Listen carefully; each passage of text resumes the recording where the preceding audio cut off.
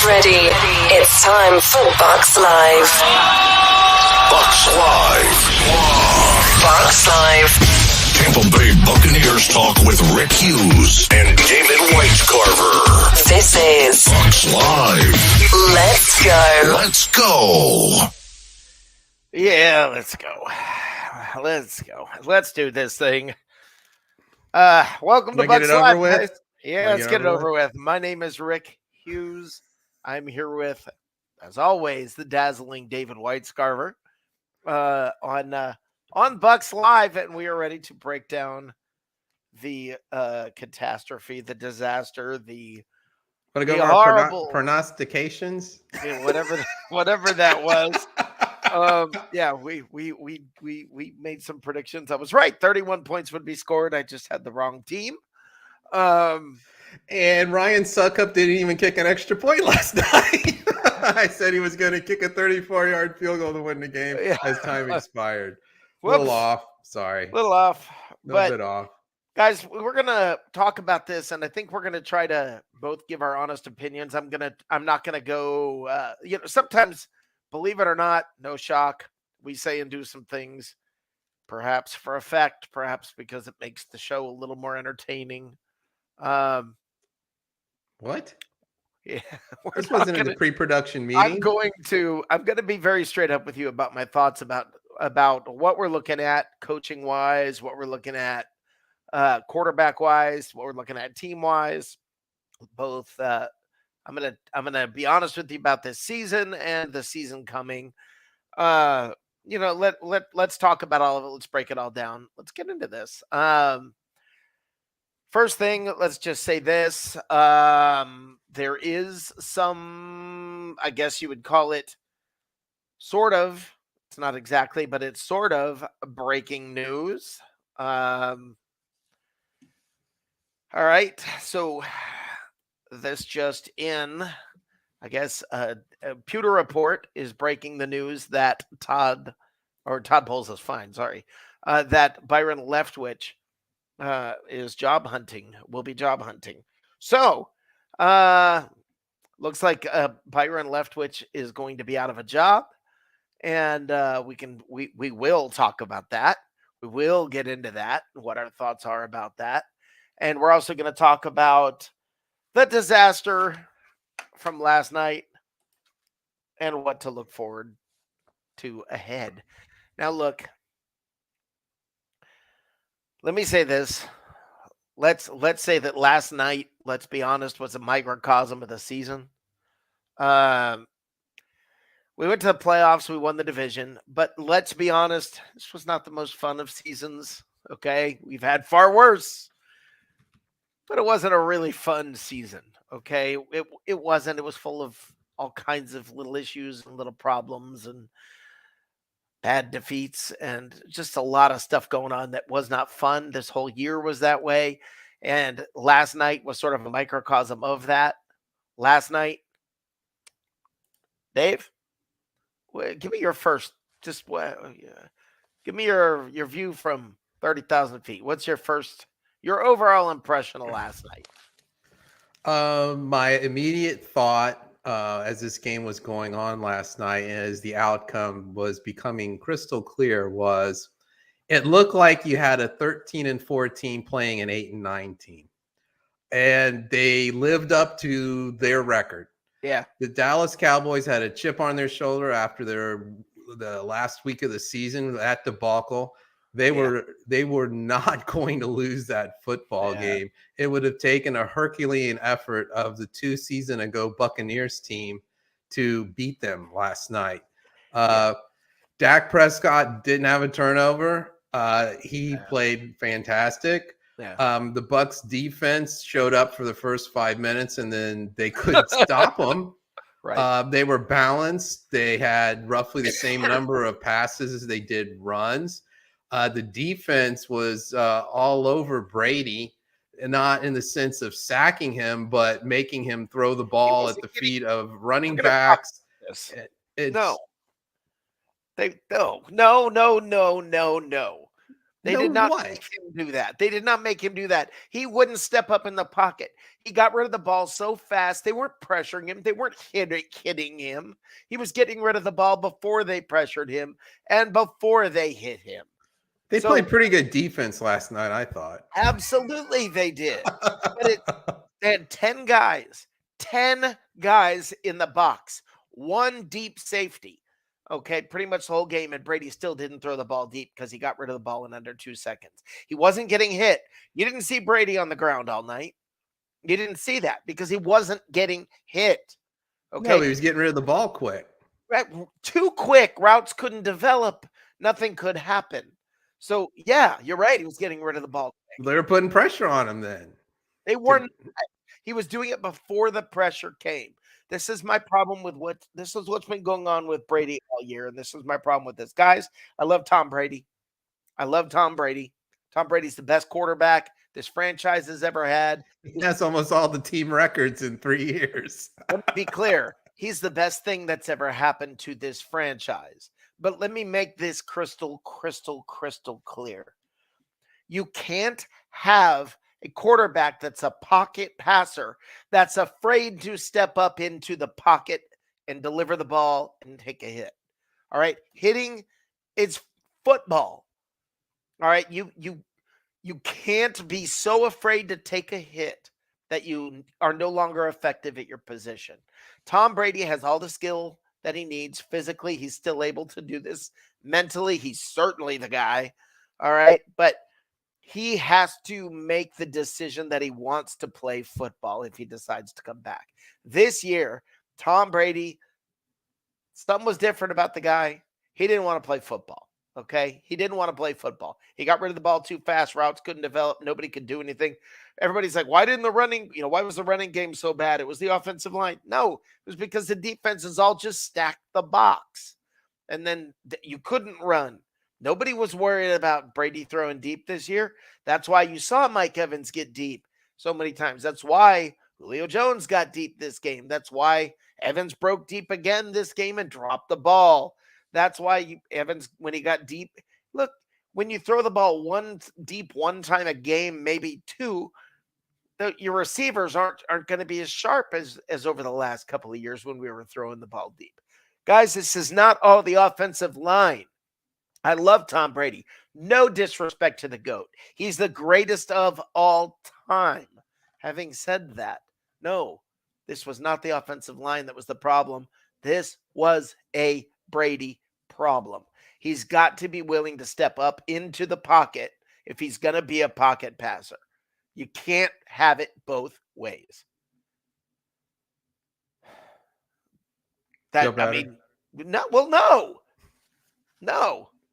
No, I don't, because we got our butt kicked.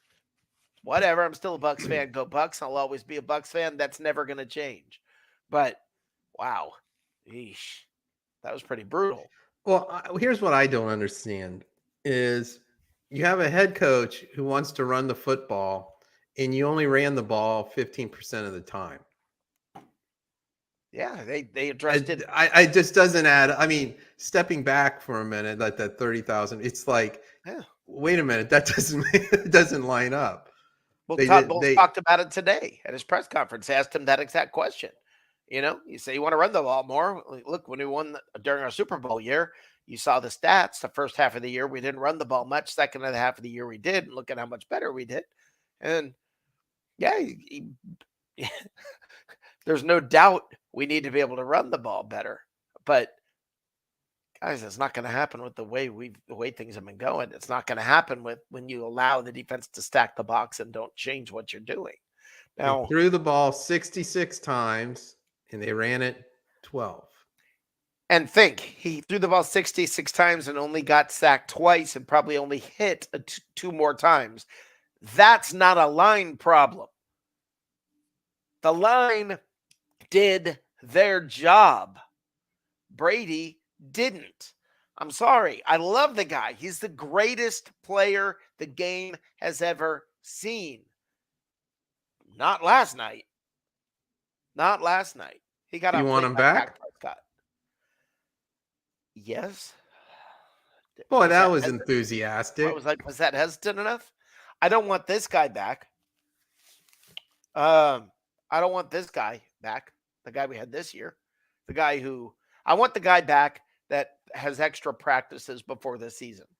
I want the guy back who's really motivated and hungry to win a championship. I don't want a guy who's, got a lot going on. I don't want that guy. There's 45, got a lot going on. I want a guy who's our quarterback and ready to be our quarterback and commit to being the quarterback and say, you know what, come hell or high water, I'm the quarterback. If I take a hit, I take a hit.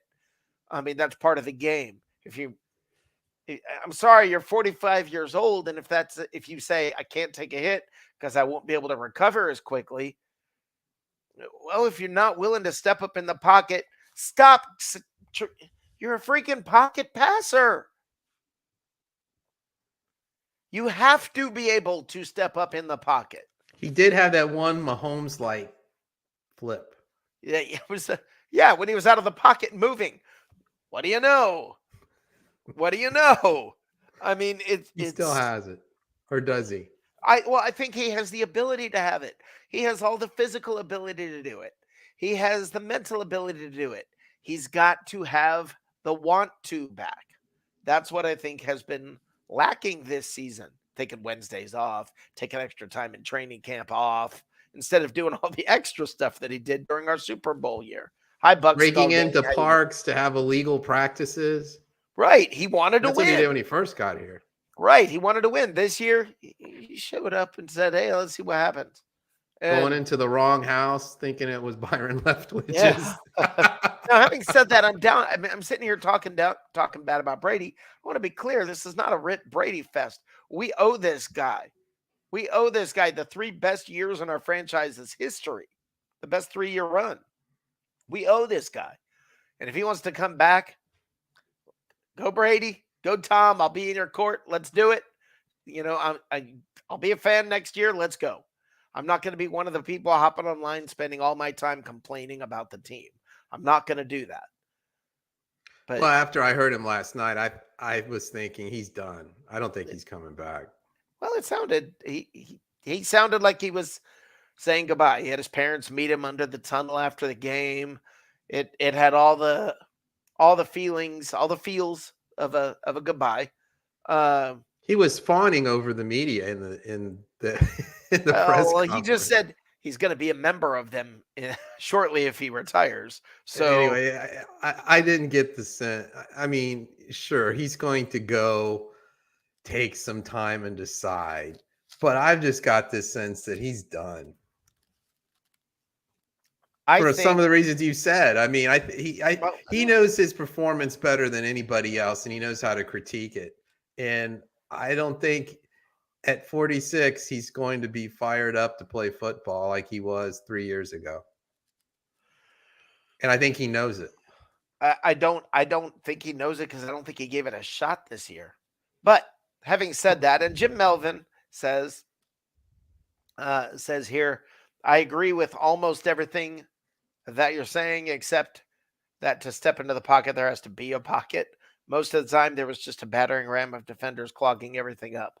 Again, because you allow 10 people in the box, that's part of what happens when you get rid of the ball in 2 seconds. Brady nobody's near him. Nobody's within a few yards of him. And Brady still just throws the ball in the dirt to get rid of it. I mean, come on, Jim, you've got to admit, everybody out here, you've got to admit, Brady has been off target a lot this year when receivers are open. It's a problem. It really is a problem. Guys, the whole turning point for all of this, when I look at this and think, what was the turning point with Brady? These things seem unrelated, but I will tell you that the team seemed to change. Everything changed in one moment. And that was when Antonio Brown ran off the field last year. It seems like since then, that was the turning point. Like this team hasn't been the same since then. Well, I think there's one more turning point as well. What's that? When Bruce Arians stepped away. stepped away. Yeah, I was going to say he's still in the building, but Right. when he resigned as head coach, Right. you can't. Todd Bowles is a great defensive coordinator. He reminds me of Dave Wannstedt, a great defensive coordinator, but when it comes to being a head coach, it's a totally different skill set. Yeah. I don't know that we totally know that about Bowles yet. I think one more year we'll get the data. But I don't think we know that yet. I don't know. I mean, I look at it like this. Todd Bowles chose all the defensive coaches, right? These are the same defensive coaches that were the same offensive coaches that were our offensive coaches during the Super Bowl year and last year, the two best seasons in this franchise's history with offense. Did these guys forget how to coach? I don't think so. So why is the offense that much worse? Certainly the loss of one of the best receivers in history, Antonio Brown, the head case that he was, the clown that he was. I'm glad he's gone, but losing him is losing a massive talent. Then you also lose at the end of the year Chris Godwin to an injury. Got to wait, had to wait for him to come back, and then he hasn't totally been himself. He'll be back better next year. But you didn't have that force on the other side to pull defenders away. You didn't have that. Losing Antonio Brown or Rob Gronkowski was a bigger loss. Which was a bigger loss to the offense? I was about to get there and talk about that. It's a great question. The answer is I don't know because they both really hurt. I mean, you lose the best tight end in history and one of the best receivers in history. And then everybody goes, why isn't the offense as good? Well, I know there's been some of our listeners have expressed they're disappointed because the talent level that this team has should have risen above the record. And I have a hard time seeing that. You lost so much.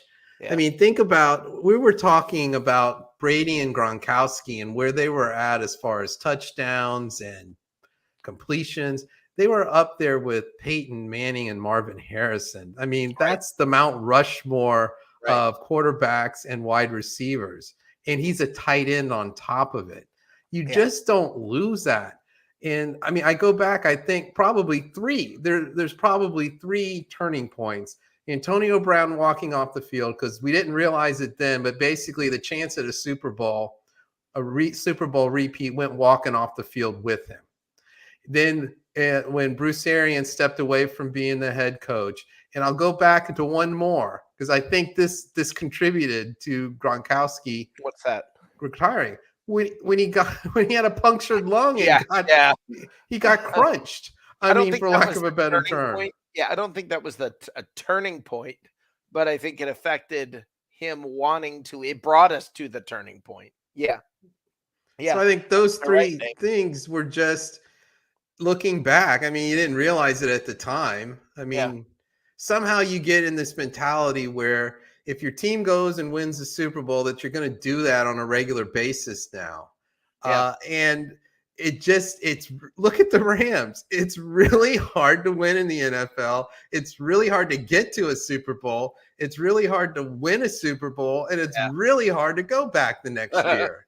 It hasn't happened since the Patriots in 2011 and 10 and 11 or 11 and 12, I forget which, but it just doesn't happen. And it can turn on a dime. Did Sean McVay all of a sudden become a lousy coach? Oh, Dave, hold on. You were just talking about Todd Bowles a second ago. Did he become a lot? Well, I mean, Todd Bowles was not the head coach. I mean, I think, Bruce Arians, he wanted to be the cool uncle that the players could have a drink with, but he was a leader. And he set the tone. And he almost was like this cartoon character come to life. But Todd Bowles it's a different skill set. I mean, I think he's a fabulous coordinator. He's running the defense. He didn't run the offense. We also learned something. We'll talk about this in just a second when we come back. We're going to talk about this in just a second.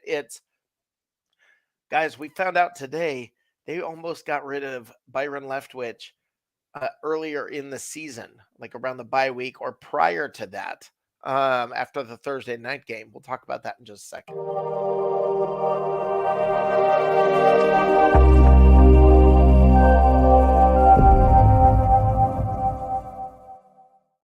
All right, so we found out today from Pewter Report, who's just been phenomenal over the last 24 hours.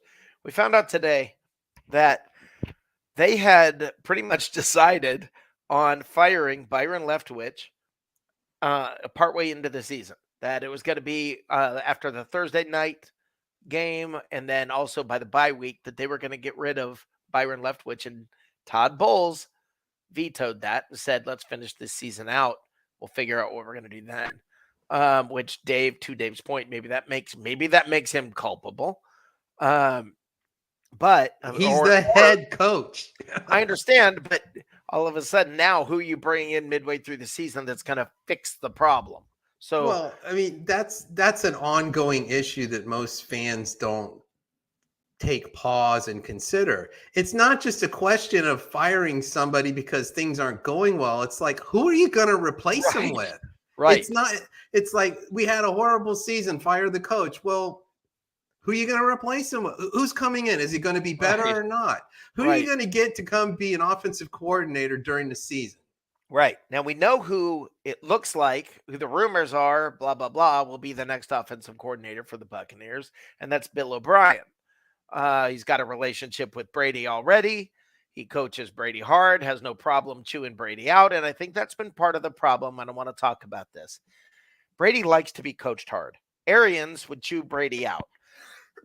We all heard about the famous red pen.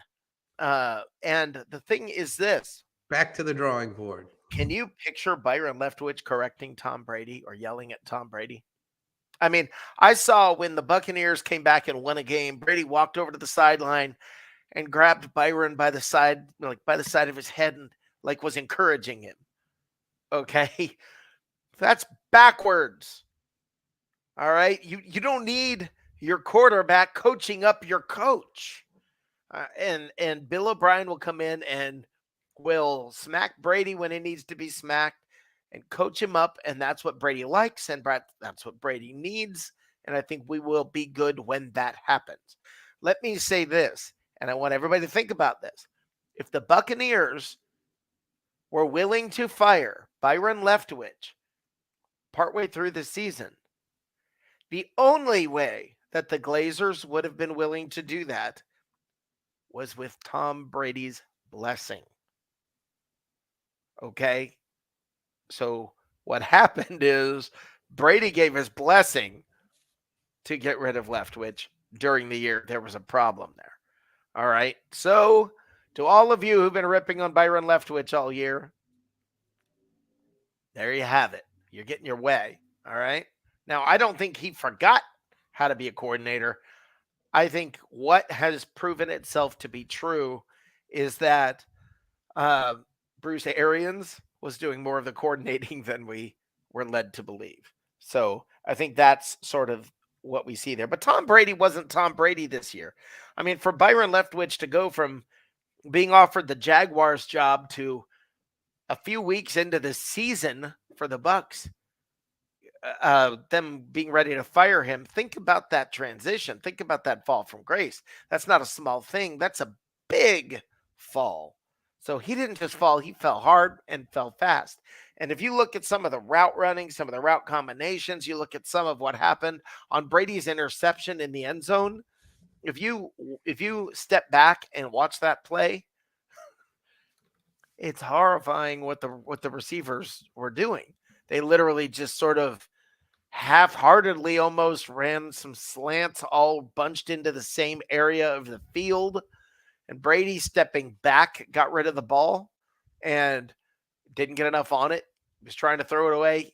Brady kind of said, well, I thought Godwin was going to turn around and I was trying to throw it away. And I think Brady messed up. I think he kind of got caught in no man's land in between throwing it away and hoping Godwin would turn around and come back and get it. And he didn't get enough on the ball.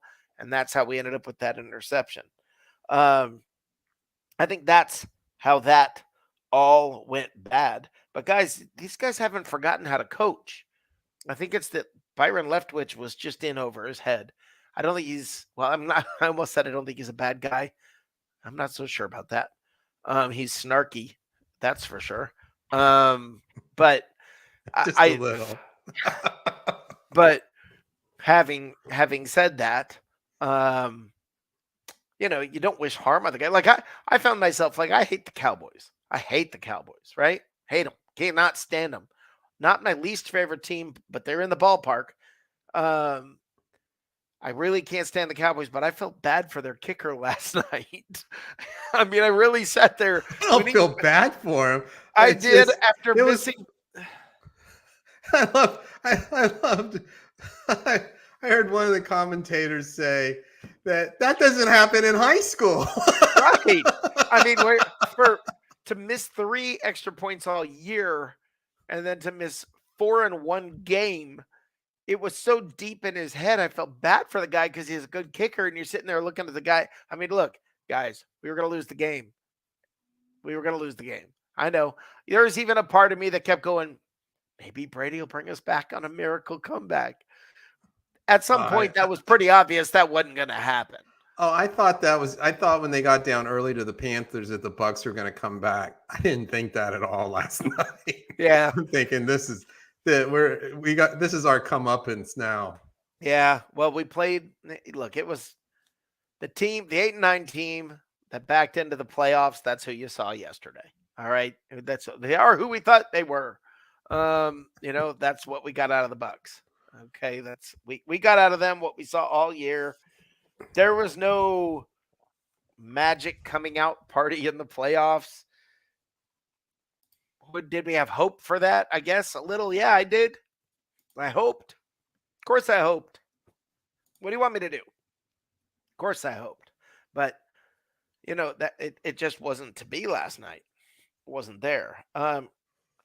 So and the Brady magic during the season was against what ended up being really bad teams. You didn't know how bad at the time, against the Rams. Oh, that was going to be the turnaround, was that comeback against the Rams. Yeah. Oh, they put it to the Panthers. I'm like, well, the Panthers were playing better and they were running up rushing yards against really bad teams, but they're not that good. And the Bucs are just a little bit better. And I think you're going to see Dallas is going to get handled pretty good by the 49ers out in California this weekend. So the Bucs have got a ways to go. With the Bucs of 2022 season is just not a very good football team.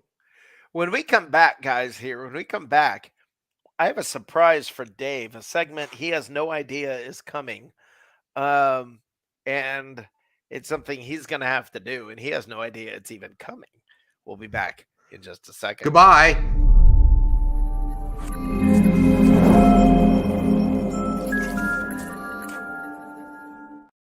All right, so we got a new segment here that we're going to do that Dave knows nothing about, and that's the only way that this would work, really, truly. All right, it's a simple segment. It's called 5 Questions for Dave. Okay. All right, fill in the blank questions. All my responses are all C. Okay. Fill in the blank questions. Oh, blank questions. Well, that's different. Okay. All right.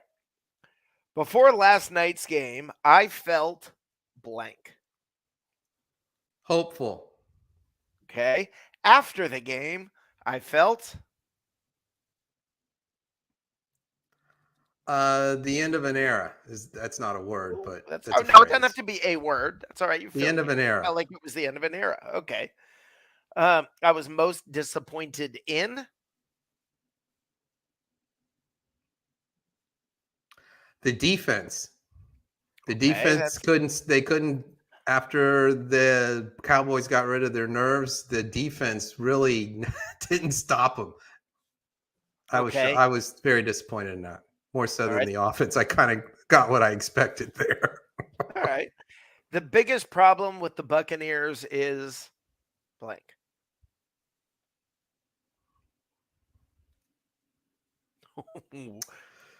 It's so hard to choose. It's just a lack of running game. Oh, That's the biggest problem is a lack of running game. Okay. Because it sets everything else up. You're not going to win. You're not going to win playoff games throwing the ball 66 times. Okay. And the last question. Next year, I think the Bucs will be average. Be average. All right. That's a horrible outlook. Let me tell you, guys, I think next year the Buccaneers are going to have a better record than they had this year. Now, let me tell you why, and it's not a crazy thought. And I'm even saying that not knowing who the quarterback's going to be. Okay, I can even tell you, plug in Blaine Gabbert, plug in whomever. I think they're going to have a better record for a couple of reasons. Number one, that quarterback will be willing to do what is necessary, take a hit. Probably if it's 3rd and 3 and he drops back to throw the ball. If it's not Brady, that quarterback has at least some ability to maybe get 3 yards, to run the ball for 3 yards if nobody's open. You have a much easier schedule next year. So I think the Bucs will be better next year when it comes to record. I'm not saying they'll be better. When it comes to record, the Buccaneers will be better next year. Do I think that means they're going to win the division? Not necessarily. Some other teams are coming up. I think we got to wait and see what happens with the Panthers, especially just to see where they go. And God forbid Brady goes to New Orleans. That just perish the thought. I'm horrified at the thought of that. Now I want to talk about this. I want to talk about, as I look forward for the Bucs, the concerns that I have. I want to get into that because there certainly are. Oh wait, let's see, Jason. How about a 6th question for me? Hey David, blank is your favorite position in the bedroom? Awake. Nice. That's not my favorite. All right. So, figured I'd throw that in there. All right. I want to talk about the speaking of positions. I want to talk about several positions for the Buccaneers next year. First of all, what are the most important positions on the field? I heard this actually. I was listening to the JP show today, and they brought up something that I thought was very interesting. They brought up quarterback, left tackle, in this day and age, receiver, your edge rusher, and cornerback. Those are your kind of key positions. Let's call them your 5 positions. Your quarterback, left tackle, receiver, defensive and or edge rusher, and cornerbacks. Let's look at the Bucs for next year. If those are the key, quarterback, who's going to be their quarterback? We don't know. Left tackle, who's going to be their left tackle? We don't know. I get the feeling we've seen Donovan Smith's last game. To his credit, let me say this. He's caught a lot of grief this year, and he's been playing with a hyperextended elbow all year long. So you wonder why he's reaching out and grabbing people, because he can't use his other arm fully. That's a pretty big deal, and he's been playing with that all season. So, that's a pretty big deal. So now we've covered 2 positions, 2 of the most important positions, quarterback and left tackle. We don't know. Receiver. We don't know what's up with Russell Gage. The Julio Jones experiment is mercifully over. He had a touchdown though. Yes, he did. 70-something yards. I just missed. But the guys, it's at receiver. We need another receiver. Mike Evans, look, if I had to predict going into next year, Mike Evans is going to struggle to get that 1,000 yards, guys. I think he's starting to slow down. Chris Godwin has really become the man. Mike Evans turns 30 in August. Yeah. Now, edge rusher. And he's much old. His body's much older than a 30-year-old. Yes, it is. Shaq Barrett's coming back, but he's coming back off an Achilles. And I know today he said that he's going to come back with a vengeance next year. That's great. I know I heard that interview. That's wonderful. But so it's easy to say. All right. Somebody else said unfinished business, Tom Brady. It's easy to say. Talk's cheap. I'm hoping we get the real Shaq Barrett back next year. JTS, Joe Tryon Sroyinka. You don't get more than one more year, buddy. 4 sacks for the whole year. You were in the backfield all the time. You were running around in the backfield more than their quarterback was. You still couldn't hit him.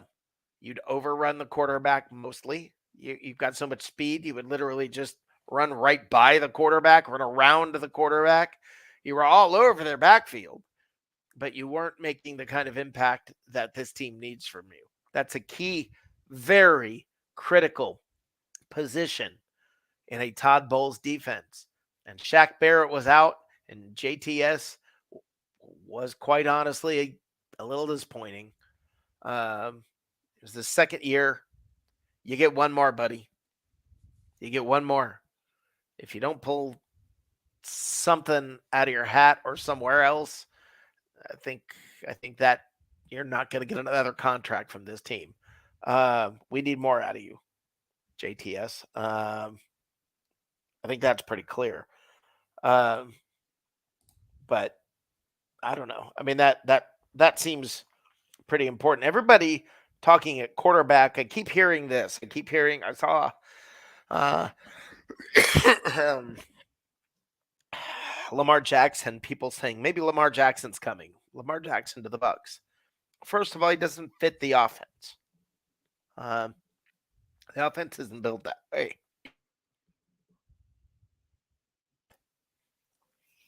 Quarterbacks that are somewhat mobile are the thing these days. Somewhat. All over the league, you got quarterbacks who are running around all over the place. The Bucs still have a quarterback that sits in the pocket. By the way, don't think that that's out of style completely. Look at Jacksonville. Trevor Lawrence is a Brady-style quarterback. When you look at those quarterbacks running around all over the place, Jalen Hurts is hurt. Kyler Murray's hurt. Lamar Jackson's hurt. There are so many of those guys that are hurt. Imagine that. Yeah, so there's a definite theme going along here. Right. I don't want a quarterback that is a running quarterback, but I want a quarterback with some mobility so that if he does need to scramble for a few yards, look what Dak did to us last night. We need some kind of mobility at that position if Brady's not back. Dave, any thoughts on that whole, that way of looking at it? Well, in my unexpected spot that you put on me, I said the running game, and it's because that sets up the pass, or you have to have some level of balance. I mean, the Cowboys were 33 pass, 35 run. You have to have some level of balance. And when you can't run the football at all, it throws things out of balance. It's a problem. You got to have both in the NFL, or you're not going to be a successful offense. So I think there needs to be some level of mobility, but I'm not for these primary rushing quarterbacks. They getting hurt. The only one that he had his knocks was Michael Vick, that had sustained success to being a true running quarterback. So, yeah. And he had a few years there in the center of his career. He had a few years there in the center of his career where he wasn't around to get hurt. True. But I mean, I agree with you. You don't want a running quarterback because it's brutal, the punishment that they take, but you do have to have some level of mobility. And we've discussed this before. A person I wouldn't mind coming to the Buccaneers would be Derek Carr if Brady retires. And I think he's going to. But I would be thrilled. I'd be beside myself happy if we got Derek Carr. He was in a bad situation with the Yeah. Raiders throughout his career. I think he's got a chip on his shoulder. He's not a top 10 quarterback. I think he's a top 15, but with the receivers the Bucs have, you definitely could make it work. Yep. Looking forward, when we come back in just a second, we are going to look forward and talk about what lies ahead. We're going to talk about next season. We're going to talk about the salary cap. We're going to get into that just a little bit. We'll be right back.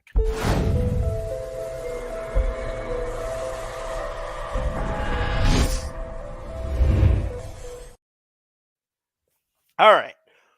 So, I was going through this earlier, and we got off track. But Josh Capo from the Pewter Report. You guys, please follow this guy on Twitter. It's somebody you want to follow on Twitter. He really is somebody you want to follow. He's a very smart guy. He broke down some cap numbers. He broke down some plans and some different things. And Pewter Report kind of feels like I do. There's a 50-50 shot. Brady's going to come back to the Bucs. All right. He very well may come back to the Bucs. He might not. Nobody's saying, oh yeah, he's coming back. But if he comes back, he will most likely restructure his deal. If he doesn't, then the Bucs probably wouldn't take him back.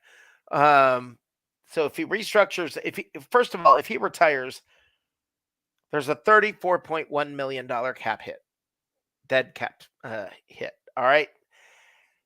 Let's say Brady restructures. If he restructures $30 million for this year, they restructure it. He comes back for one season, one final hurrah with Gronk, by the way. He comes back. You will save $16.1 million against the cap if he stays for one more season. He may not. Okay. You could say he will, say he won't. Set that aside for a second.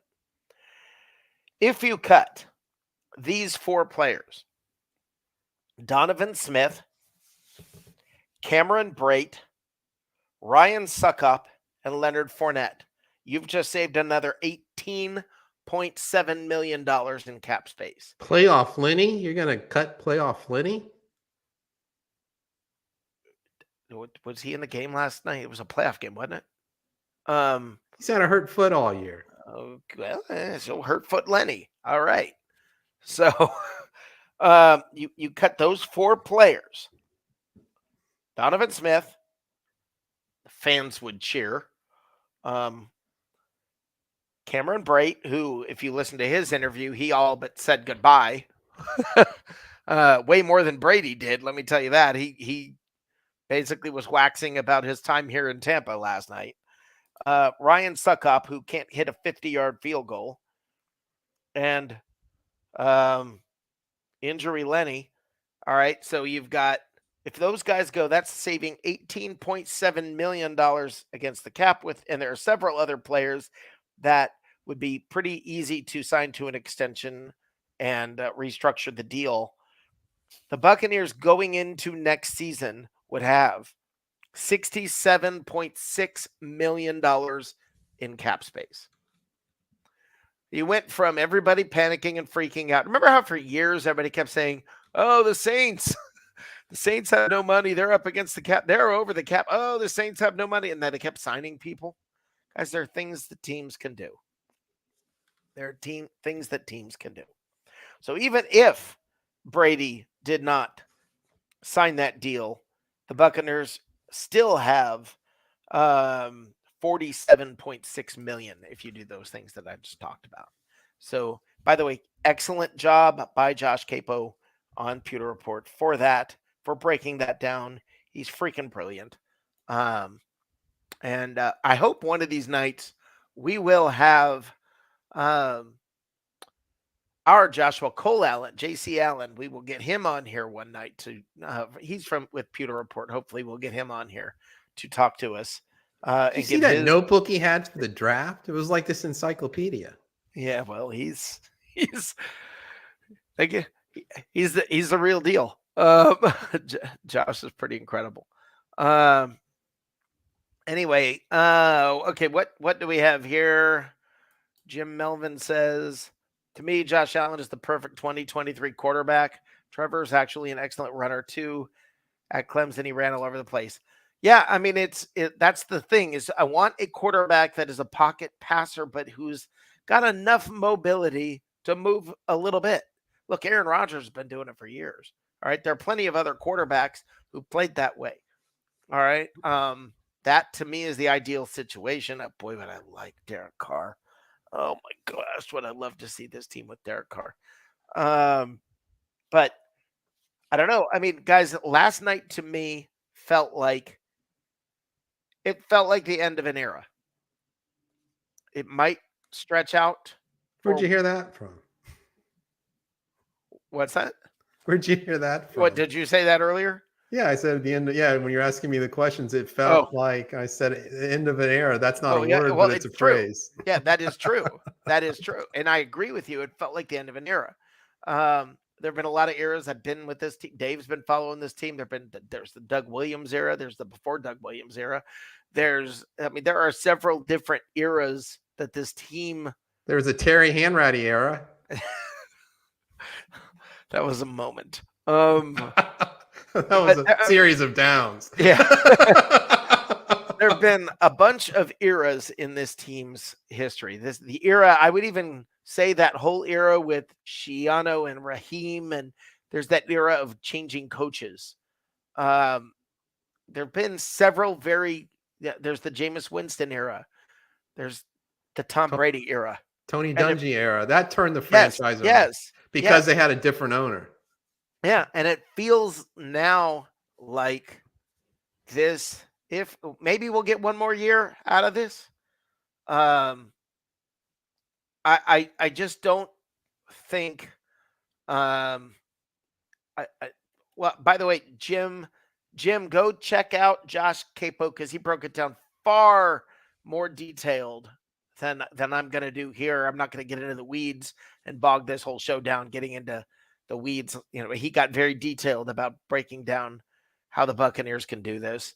You're correct. The way I described it was very basic. I did not dig deep into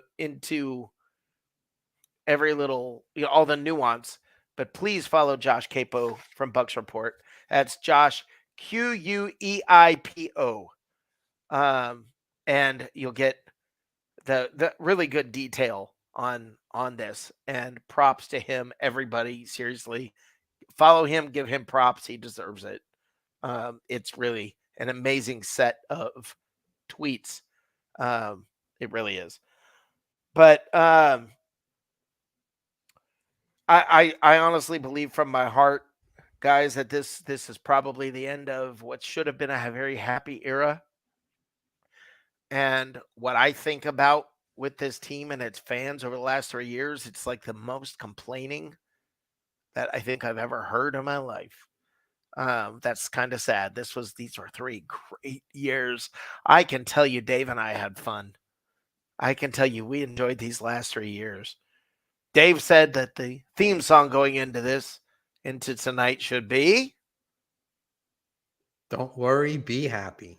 Yeah, I mean, look, this you last got great owners. You've had 3 great years. There's 4 teams that have never been to a Super Bowl. There's never even been.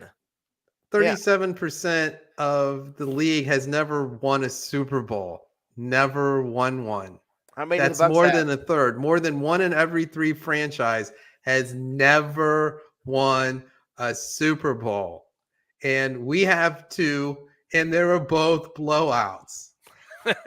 And one was 2 seasons ago. And the following season, you had your best regular season record. Ever. And this year, dating back to 1976. Let's not lie and deny it. This year was was disappointing. It was Yes. It was a hard year. It was just a hard season. Things going wrong all the time. 2 years ago, everything went right. Everything imaginable went right. The Bucs changed uniforms to get away from those god awful alarm clock uniforms to, they brought back these great uniforms. All right, then they, Winston went away and we got the greatest player in the history of the game. And then all these other guys started coming from Fournette, and just all these players started coming. Stop for a minute and let that sink in. The Tampa Bay Buccaneers, the lovable or unlovable losers, depending upon your perspective, the franchise that was a laughing stock, that was the Tonight Show made fun of. Yep. I'm dating myself. The joke, I remember reading an article about 15, 20 years ago that said, if the Tampa Bay, that the NFL should contract two teams, and they listed it as Bucs as one of the ones that should be contracted, nobody would miss them. That was the comment. So we're talking about the Tampa Bay Buccaneers. When you look at their franchise history in total, we finally got to 40% in wins with Brady being here. It took that long just to get back to 40% for the history of the franchise. We're known as being on a losing franchise. We were right there with the Detroit Lions for many, many years. Yep. And we were the it team for 2 seasons. Yeah. We had the greatest player of all time who's going into Canton. They might make some exception for him to go in after 5 minutes instead of 5 years being retired. Just name the wing. He's that good. Name a wing after him. Yeah, this is the Brady wing. I mean, he's gotten more Super Bowl trophies than any franchise. Yeah. I mean, it's been an incredible run. Yep. And I just feel a little bit bad because we kind of choose the way we our perspectives and how we view things. But this has been a blast. Yeah. Back to back. We've never done it before. Back to back division champions. And no, it wasn't the way you want to do it, but we did it. We never did it before. We won 13 games in one season. Never done that before. Won a Super Bowl. I mean, this is the golden era of Bucs football. And I just feel a little twinge of I guess sadness, or just puzzlement, I guess is a better word, as to why people haven't enjoyed this run. Yeah. It's been like, oh, we didn't beat so-and-so by enough. Oh, we got to get rid of this coach because the offense should have put 50 on him. I mean, it's been this constant feeling of angst. I don't know if it's a post-traumatic Buck syndrome for all the years of losing or what. I don't really think it is, but it's just, or maybe that's just the way fans have become. I mean, everything's socially media driven. So what have you done for me lately? What have you done in the last hour? What everybody wants to do, just get online and if it ain't perfect, get someone else in there, which is not the way you build winning culture and winning organizations. But I mean, think about it. Back to back division champions, never done it before. Super Bowl win, and Brady's first year. I really thought it would be year 2. That it would take a year to gel, even with Tom Brady. Well, really, it took like 2/3 of a season, and then they kicked it in.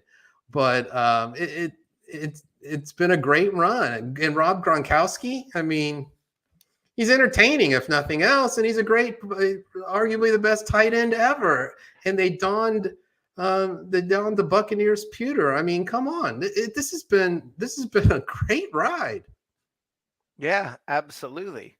And people need to understand that. People need to enjoy the ride. Yeah, let's face it. At the end of the day, professional sports is entertainment. Be entertained. Yeah. Enjoy yourself. Why aren't you having fun at this? If you're not having fun at this, what are you doing here? So, yeah, Dave, hallelujah. Thank you for saying it. Can I get a witness? I mean, that was Bucs Church. I mean, it's absolutely true. Everything you just said is true. And yeah, I just really hope fans will,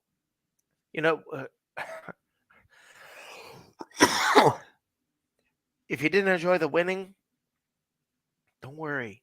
The losing's coming again, probably. So, but I, for one, I've enjoyed the winning.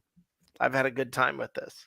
And are we going to get Brady back? Look, I've talked about Brady, the struggles with Brady. I've talked about some negative things tonight. I've been pretty honest, pretty straight up with you about my thoughts about that. If Brady comes back, I am not unhappy. Okay? I am not unhappy. One more ride with Brady, I'm in. But if he doesn't come back, God bless you, brother. Thank you for coming. Glad you were here. Thank you for providing the 3 best years in this franchise's history. No matter how many people complained, no matter how many people griped and moaned and groaned, thank you for coming to Tampa. I hope he comes back. I've got mixed feelings, guys. I'll end on this. I have mixed feelings. Look, I'm a little tired of the circus. I'm a little tired of the will he stay, won't he stay, Brady this, Brady that, Brady. I want to get back to just being a Bucs fan. But having said that, Brady comes back for one more run, one more year. I got the rest of my life to experience what the Bucs are like without Brady. I think I'd be a fan. I think I'd be perfectly fine with one more year. One more year with Brady. I think I'd be fine with that. If nothing else, we get to see him in the creamsicles. And that's going to be one of the best parts of next year is the creamsicle Sunday. So anyway, Dave, you have any final thoughts? Disappointing season where the franchise goes. Like you said, there's too much up in the air, especially at key positions. But Jason Light has done an excellent job navigating the team in his tenure. I'm going to trust that he's going to do the same. I'm not necessarily thinking we're going to be a juggernaut or a Super Bowl threat next year, regardless of what Brady does. I think you got a little bit of rebuilding to do to get to an elite level. But let's enjoy the ride. I mean, it's been a fun 3 years. There's going to be a lot of changes. I think the Bucs have 22 free agents. So there's going to be upheaval. And we'll see what we have when we kick it off next year. And the offseason is going to be interesting. It will be interesting to see how they work the cap and the moves they make. And let's go Bucs. Yes, let's go Bucs. Absolutely, let's go Bucs. Thanks to thanks for all of you guys who've been here watching this show. Appreciate you very much. All the comments, thank you.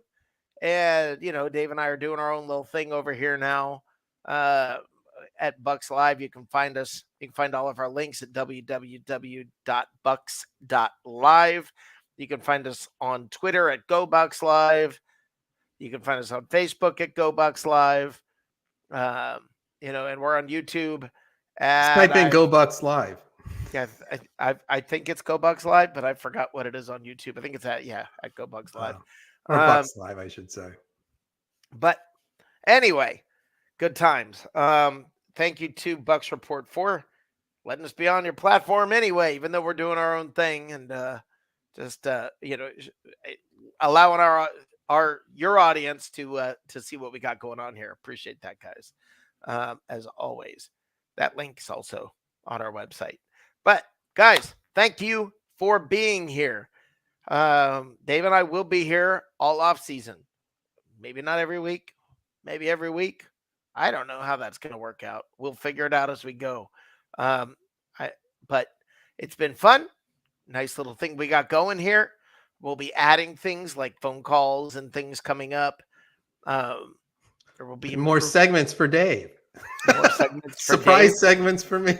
Yeah. I want to spring that on him because it was more genuine his answers instead of preparing something. We got some genuine answers. So guys, thanks for being here. It is good to be a Bucs fan, and I will, let's all just continue to have fun being the fanatics that we are. and being happy to say, go Bucs, go Bucs, go Bucs.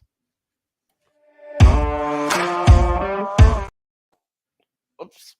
Let's try that again.